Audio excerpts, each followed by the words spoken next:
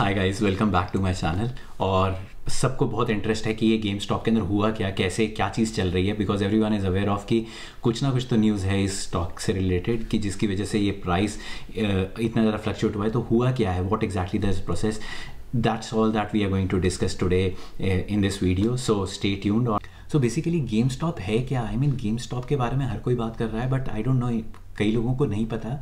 But game stock US के अंदर बहुत बड़ी एक वीडियो गेम्स की एक शॉप है। हर जगह पे इसके स्टोर्स हैं, बहुत ज़्यादा स्टोर्स हैं इसके। तो ये हार्डवेयर और सॉफ्टवेयर, हार्डवेयर से मेरा मतलब है गेमिंग कंसोल, जो PS4 प्ले स्टेशन आते हैं ना, प्ले स्टेशन, एक्सबॉक्स, ये सारे बेचते हैं। इनकी गेम्स भी बेचते हैं, इनकी एक्सेसरीज भी बेचते हैं। तो गेम स्टॉप, इनफैक्ट मैं भी इनका बहुत बड़ा यूज़ वो कस्टमर हूँ, क्योंकि मैं जब भी कोई नया गेम आता है तो मैं वहाँ पे खरीदता हूँ। तो before all this thing happened कि ये जो स्टॉक प्राइसेस, गेम स्टॉप जो है वो बहुत दिनों से लॉस में ही जा रहा था। आई मीन 2019 के अंदर ये $2 समथिंग के करीब पहुँच गया था। द रीज़न बीइंग कि अभी क्या है कि आजकल लोग जो हैं वो डिजिटल प्लेटफॉर्म्स के ऊपर ज़्यादा मूव होना स्टार्ट हो गए हैं। तो people have stop buying like physical CDs. जो गेम की सीडी आती थी पहले प्ले स्टेशन की या एक्सबॉक्स की, तो आजकल लोग वो नहीं करते, आजकल ऑनलाइन जाके डाउनलोड ही कर लेते हैं। लाइक डिजिटल कॉपीज़ ज़्यादा सेल हो रही हैं।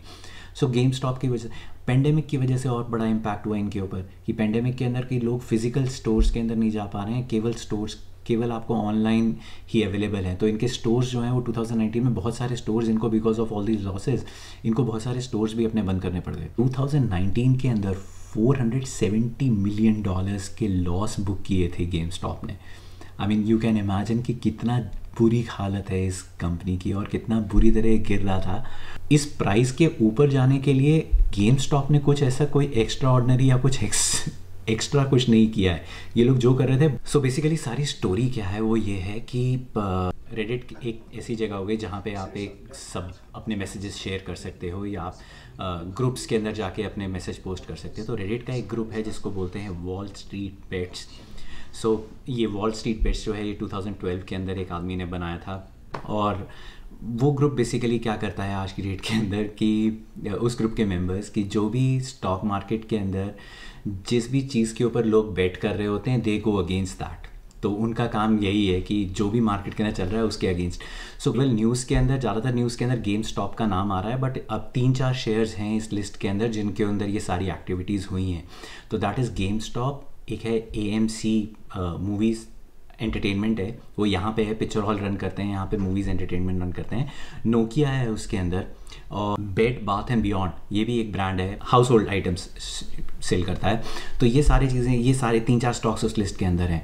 तो हुआ क्या कि गेम स्टॉप जो है उसके शेयर प्राइसेस लास्ट ईयर जो है मिनिमम जो है 2019 के अंदर ही अभी रिसेंटली $2 तक भी पहुँच गया था। तो $2 विच इज़ इक्वल टू 140 रुपये के करीब इंडियन रुपीज़ के हिसाब से। तो वो $2 से, और आज की डेट के अंदर उसका प्राइस 33,000 रुपीज़ हो गया है।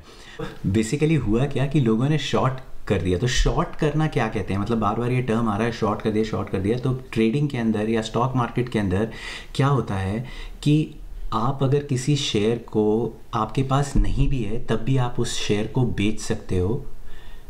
इसको मैं एक एग्जांपल से समझाता हूँ क्योंकि इसको समझना थोड़ा मुश्किल हो जाता है। तो शॉर्ट के अंदर क्या है कि सपोज़ आपके पास एक घर है और आपके पास एक बायर है और एक सेलर है। एक आदमी जो है वो घर खरीदना चाहता है और एक आदमी जो है घर बेचना चाहता है, ठीक है।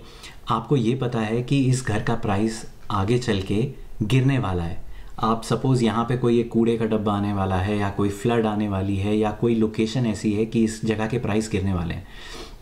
तो आप क्या करोगे, लेकिन आप किसी एक बायर को पकड़ के लेकर आते हो और आप उसको कहते हो कि यार ये जगह बहुत अच्छी है और इस जगह को आप ख़रीद लो, और ये बहुत आइडल टाइम है, प्राइस मार्केट का बहुत अच्छा है, आप ख़रीद लो इसको, और इसका प्राइस 1 करोड़ रुपये है। सपोज़ हम मान के चलते हैं 1 करोड़ रुपये है, बट आपको ये पता है कि 1 महीने के बाद उसका प्राइस जो है वो 50 लाख होने वाला है।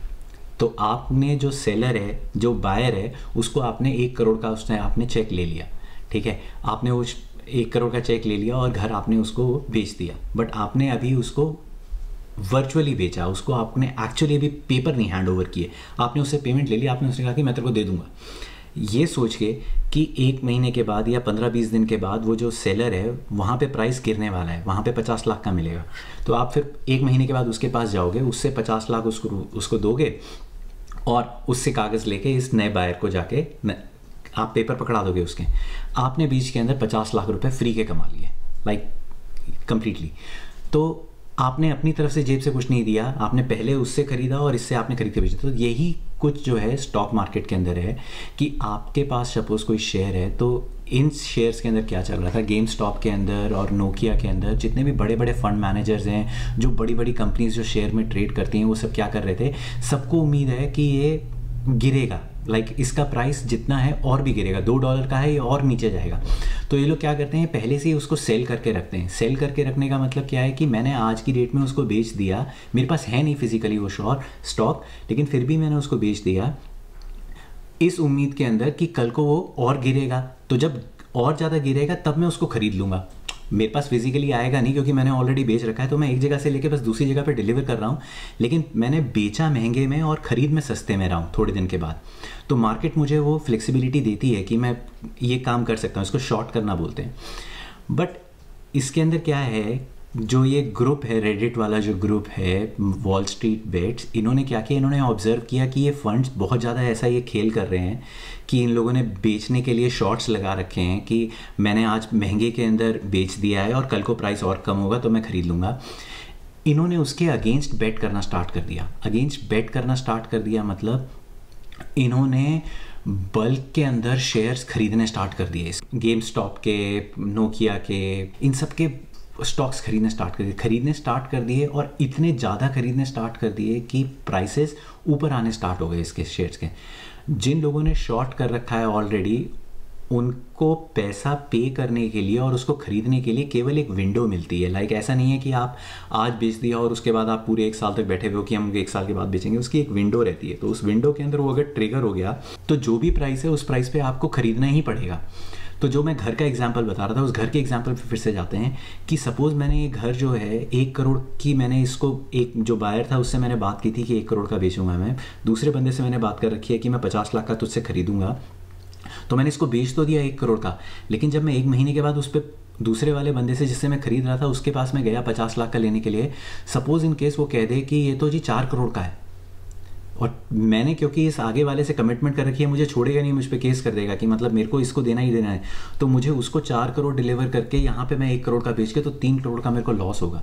तो यही हुआ, जितने भी बड़े बड़े फंड्स हैं यूएस के अंदर, उन सब के अंदर क्या हुआ, जिन्होंने ये कर रखा था कि आज हमने महंगे में बेच रखा है और बाद में सस्ते में खरीदूंगा, उन सब के साथ ये गड़बड़ हो गई कि उन्होंने बेचा महंगे के अंदर और जब उसको खरीदने के लिए गए तब उसका price like 100 times 200 times increase हो गया। तो वही मैं एग्जांपल बता रहा हूँ कि केवल 5-10 दिन के अंदर ही $20 का शेयर जो है वो आज की डेट के अंदर $483 का मार्केट प्राइस उसका पहुंचा है, like after all this fluctuation. और अभी भी इसको कोई रुकने का कोई वो नहीं मिल रहा है, like you don't see it stopping any time soon. तो इसकी वजह से जितनी भी बड़ी बड़ी ट्रेडिंग फर्म्स हैं, यहाँ पे ट्रेडिंग एजेंसीज़ हैं, कंपनीज़ हैं, जैसे इंडिया के अंदर आपका HDFC सिक्योरिटीज़ हो गया, ICICI हो गया, या ज़ीरोधा हो गया, जितने भी ट्रेडिंग वाले जितने भी एजेंसीज़ हैं, इन सब ने क्या किया, ऐसे यहाँ पे जो है बहुत बड़ी जो है उसको बोलते हैं रॉबिनहुड।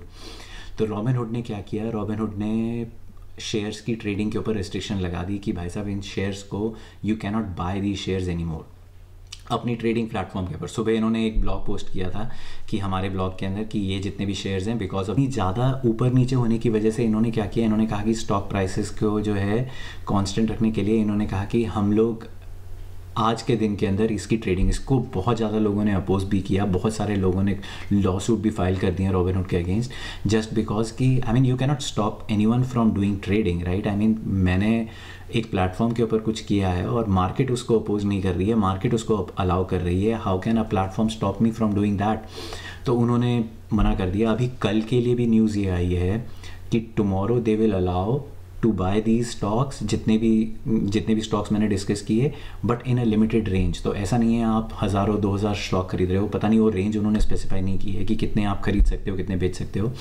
बस आज की डेट के अंदर इन्होंने वो स्टॉक्स जो है उसकी सेलिंग मना कर दी थी, उनकी बाइंग मना कर दी थी। तो ये जो 1-2 दिन की ट्रांजैक्शन हुई है, इसकी वजह से जो फंड्स हैं और जो इंडिविजुअल इन्वेस्टर्स हैं, उन्होंने $600 करोड़ इतने लूज़ कर दिए मार्केट के अंदर बिकॉज ऑफ ऑल दिस ऊपर नीचे, और ये जो उन्होंने शॉर्ट कर रखा था और उसको बाय करना पड़ गया, इसकी वजह से। ये जो रेडिट की फोरम है वॉल स्ट्रीट बेट्स, ये इन्होंने पहली बार नहीं किया, कुछ साल पहले इन्होंने सेम यही चीज़ ब्लैकबेरी के साथ भी की थी, वेर इन जो स्टॉक के प्राइसेस थे, जो लोगों ने सोच रखा था कि ये स्टॉक प्राइसेस और गिरेंगे, और इन्होंने बल्क के अंदर खरीदना स्टार्ट कर दिया, इतने ज़्यादा स्टॉक्स खरीदे कि उसका प्राइस इतना ज़्यादा इंक्रीज़ हो गया, और जितने लोगों ने शॉर्ट कर रखा था उन सबको लॉस करना पड़ा। सो एक टर्म जो इसके साथ यूज़ होता है, इस टर्म को बोलते हैं स्क्वीज़ करना। स्क्वीज़ करना क्या हो गया कि मार्केट जो है वो एक्सपेक्ट कर रही है, मार्केट के अंदर जो फंड मैनेजर्स हैं, जो लोग इन्वेस्ट कर रखा है जिन्होंने पैसा, वो एक्सपेक्ट कर रहे हैं कि इसका प्राइस जो है, ये स्टॉक बहुत ही ख़राब है, इसका प्राइस और ज़्यादा गिरने वाला है, तो हमने उसको शॉर्ट कर रखा है। शॉर्ट मैंने पहले ही एक्सप्लेन किया है। बट उस एक्टिविटी के अगेंस्ट जाना, लाइक लोगों ने कह रखा है कि इसका प्राइस और गिरेगा और मैं उसको ख़रीदना स्टार्ट कर दूं इन एक्सपेक्टेशन कि ये प्राइस बढ़ेगा, इसको स्क्वीज़ करना कहते हैं। कि जो लोग हैं वो सबके सब फंस गए उसके अंदर, कि जिन्होंने बेच रखा था, इतने बड़े बड़े फंड मैनेजर और इतने ज़्यादा इन्वेस्टर्स ने जिन्होंने ऑलरेडी इसको सेल कर रखा था इन एक्सपेक्टेशन कि ये और प्राइस गिरेगा तब हम इसको बाय कर लेंगे। और फिर थोड़ी देर पहले इलॉन मस्क जो है वो ट्वीट कर रहे हैं, तो उन्होंने कल एक ट्वीट किया था कि what is happening with game stop. उसके बाद ये 93% स्टॉक और ज़्यादा जंप कर गया उस एक्टिविटी के ऊपर।